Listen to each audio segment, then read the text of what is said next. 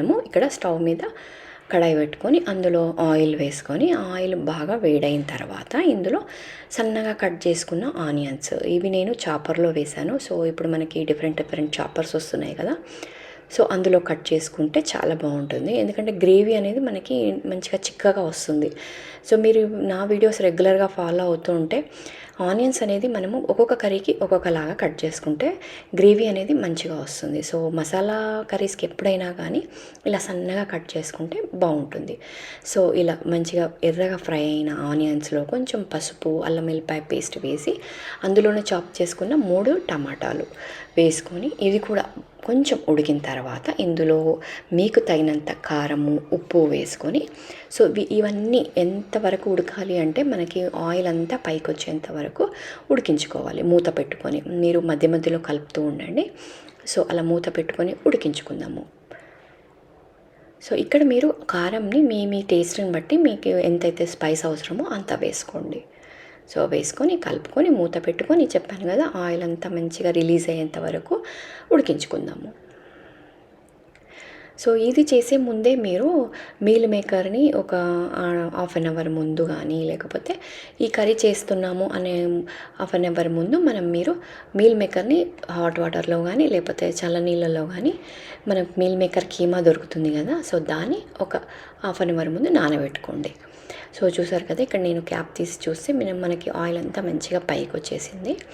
So ఇలా వచ్చిన దాంట్లో మనం ఇప్పుడు కొంచెం మసాలాలు వేసుకుందాము. ఇందులో 1 స్పూను ధనియాల పొడి, 1 స్పూను జీలకర్ర పొడి, ఇవన్నీ వేయించుకున్న పొడులే అండి.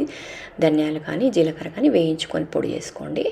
సో ఇందులోనే పావు బాజీ మసాలా 1 స్పూను ఇది కూడా వేసుకున్న తర్వాత మనము కొబ్బరి మసాలా ఉంటుంది కదా, మనకు చాలా వీడియోస్లో చూపించాను కొబ్బరి మసాలా ఎలా తయారు చేయాలో. ఒకసారి చూడకుంటే వెళ్ళి నా నాన్ వెజ్ కర్రీస్ ఏదైనా చూడండి, అందులో ఉంటుంది. అండ్ ఈవెన్ మీరు నేను నాన్ వెజ్ మసాలా అని కూడా చేశాను కదా, సో ఆ వీడియో అన్నా చూసుకోండి. సో ఆ మసాలా 1 స్పూను వేసిన తర్వాత సో ఇప్పుడు ఈ మసాలాలన్నీ మనకి బాగా ఉడికిపోవాలి. సో మూత పెట్టుకొని ఒక 5 లేదా 10 నిమిషాల వరకు మంచిగా ఉడికించుకుందాము. మధ్య మధ్యలో మీరు కలుపుతూ ఉండండి, మాడిపోకుండా ఉంటుంది. సో తీసి చూసాక చూడండి ఆయిల్ ఎంత మంచిగా పైకి వచ్చేసిందో. సో మనము కలుపుతూ ఉంటే మనకి గిన్నెకి అంటుకోవద్దు, అంతవరకు ఉడికించుకోవాలి ఈ మసాలా అంతా. అప్పుడైతే మన కర్రీ అనేది టేస్ట్ చాలా బాగుంటుంది. సో చూసారు కదా, ఇప్పుడు ఇలా ఉడికిన ఈ మసాలాలో మనము చల్లనీళ్ళు వేసుకోవద్దండి. మనం పక్కన కొన్ని వేడి నీళ్ళు పెట్టుకొని ఆ వేడి నీళ్ళు మంచిగా ఇలా మంచి పొగ వచ్చేంత వరకు మనము వేడి నీళ్ళు బాగా బాయిల్ అయ్యేంత వరకు వేడి చేసుకున్న నీళ్ళు ఇప్పుడు దీనికి ఎంతైతే గ్రేవీ అవసరమో అన్ని నీళ్ళు పోసుకొని సో చూసారు కదా ఇలా వేసుకొని ఇప్పుడు ఇందులో మనము మీల్ మేకర్ కీమా అన్నాం కదా, సో నానబెట్టుకుని ఉంటాము. సో అదంతా నీళ్ళంతా పిండేసుకొని ఇందులో వేసుకోవాలి. ఇందులో వేసుకొని కలుపుకొని ఇప్పుడు మనకి కలుపుకున్న తర్వాత కొంచెం ఈ మీల్ మేకర్ అంతా తడంతా పీల్చేస్తుంది కదా, సో అందుకని కలుపుకున్న తర్వాత వాటర్ ఎంతైతే అవసరమో మళ్ళీ అప్పుడు కూడా వేసుకోండి.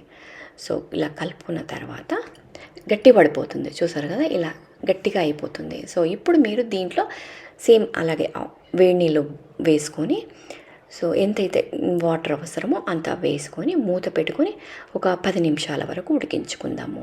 సో ఉడికిన తర్వాత కూడా మనకి మీల్ మేకర్ వాటర్ అంతా పీల్చేస్తుంది కదా, సో అందుకని ఇప్పుడు మళ్ళీ అలా కొంచెం కొంచెం వేడి నీళ్ళు పోసుకుంటూ మనం ఎంతైతే గ్రేవీ అవసరమో అంత వేడి నీళ్ళు పోసుకొని మూత పెట్టుకొని ఇంకొక 5 నిమిషాలు ఉడికించుకొని దించేసుకుందాము.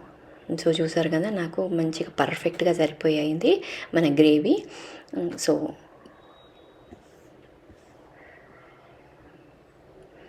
సో ఇలా రెడీ అయిపోయిన తర్వాత మనం ఇప్పుడు ఇందులో కొత్తిమీర వేసుకొని సర్వ్ చేసుకోండి.